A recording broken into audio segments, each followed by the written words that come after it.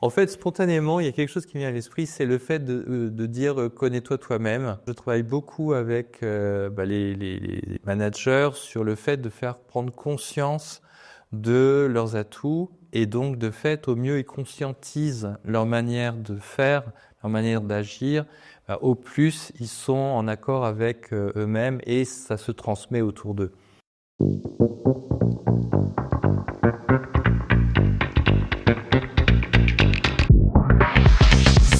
Je suis Vincent Paillol, je suis président de ma société qui s'appelle Potentiel et Talent. J'ai 60 ans et j'ai 35 ans de carrière dans le métier de conseil en ressources humaines.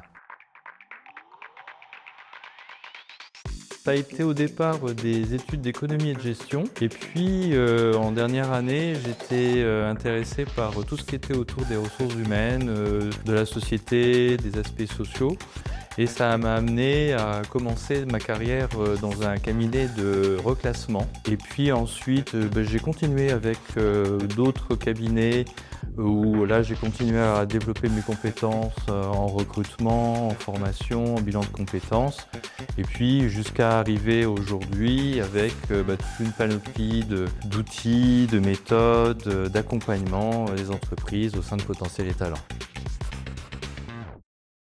En fait, comme son nom l'indique, c'est détecter le potentiel, identifier le potentiel et développer les talents. C'est-à-dire que nous travaillons avec les entreprises pour les accompagner donc dans l'identification de potentiel et puis ensuite pour accompagner les salariés de l'entreprise dans leur parcours de carrière, soit à travers du coaching, à travers aussi des bilans de compétences et puis aussi de la formation sur le développement des compétences.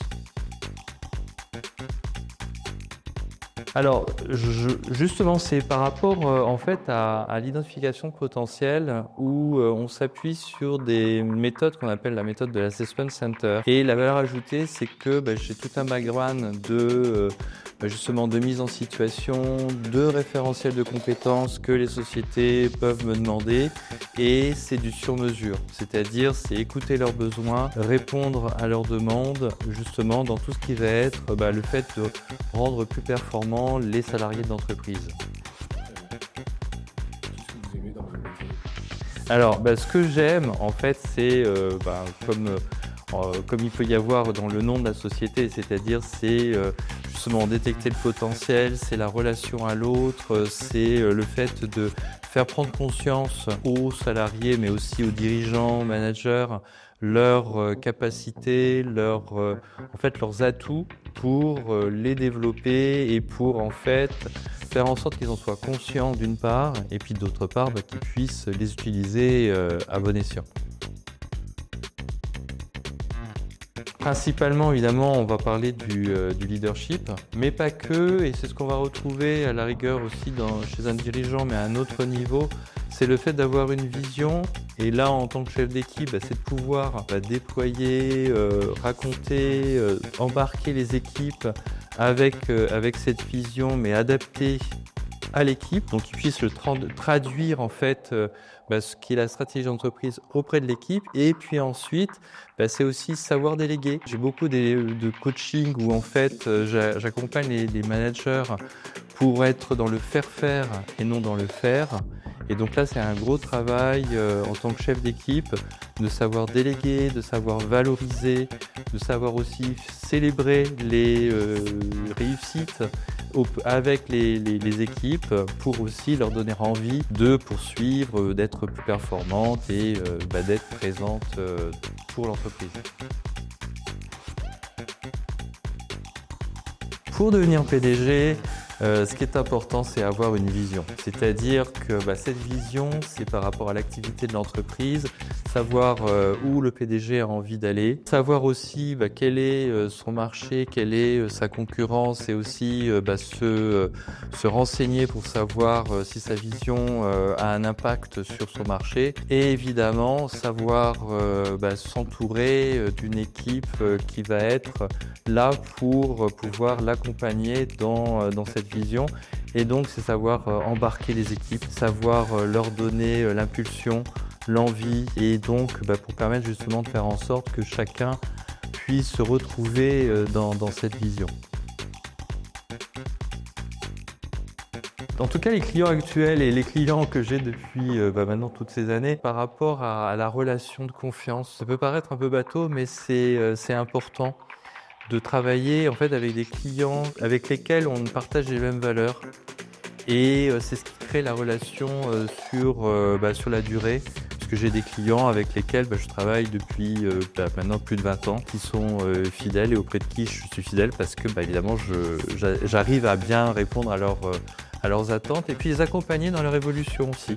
De savoir avoir aussi de mon côté l'historique de leur entreprise et puis pour les nouveaux venus d'être parfois un peu référent sur ce qu'était l'historique de l'entreprise.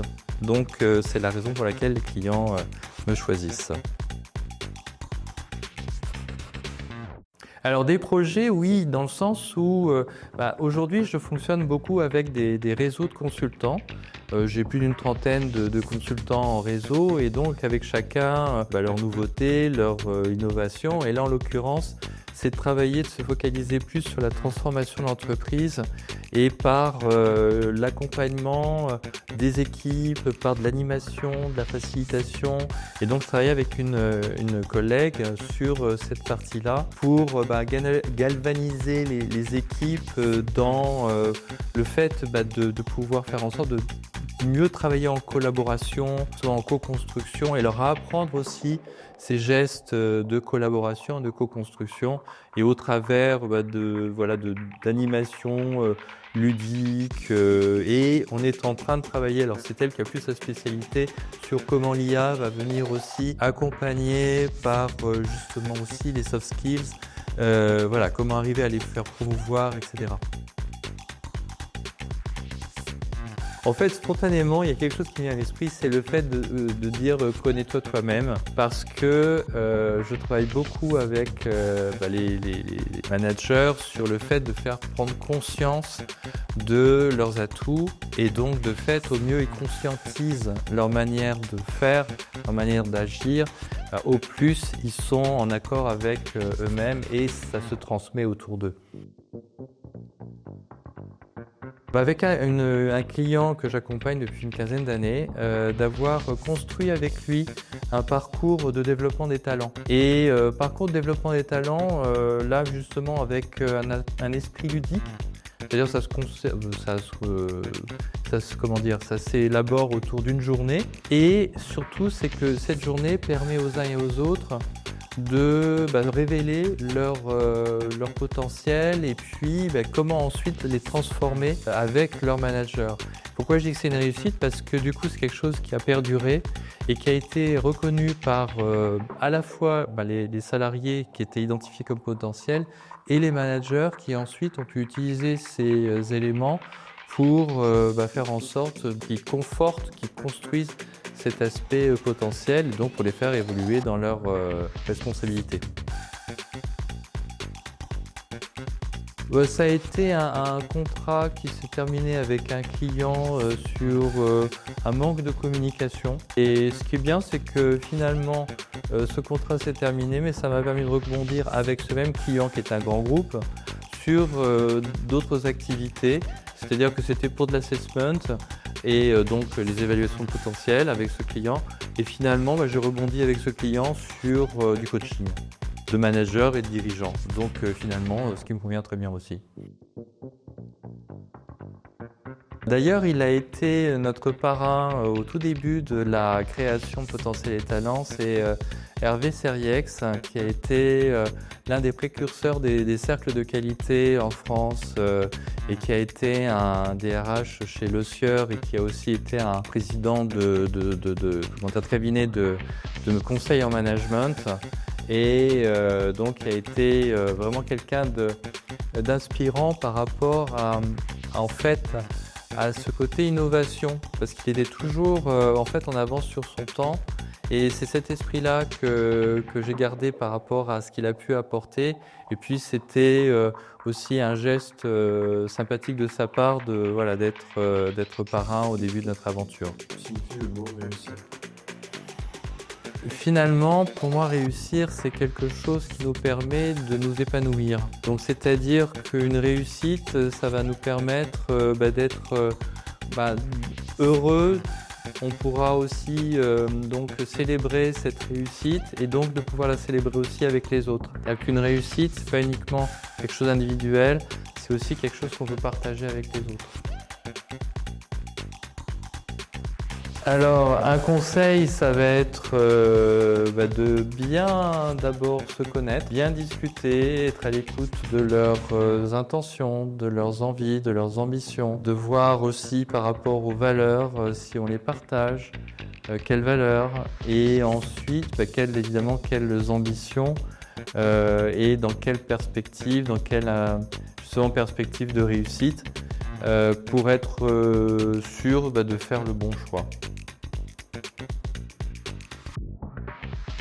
Je préférerais leader. Néanmoins, c'est quand même le client first. Réaliste. Microsoft par nécessité en fait, ou par habitude. Plutôt after work. T. Déconnexion. Important. Délégué.